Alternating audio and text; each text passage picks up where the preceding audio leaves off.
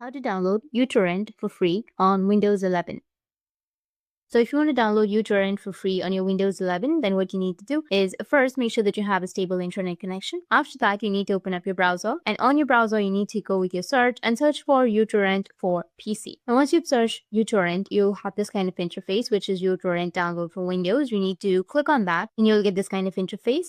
Now, if you want to download, you need to just simply go with free download, which will be on the left side. Click on get started. And on the top right, as you can see that the download has been started. But if it says this kind of interface, you need to click on it and then go with download unverified file. Just wait for a few seconds and your file will be downloaded. Once your file has been downloaded, you need to just double click on the file and run the installer to install. After that, uTorrent web will run once installed. So double click on this, click on yes, click on next, which will be on the bottom, and it has started the installation process. So go with agree and then accept and tap on install. That's how you can download uTorrent for free on your Windows 11. And if you have any questions, feel free to comment below.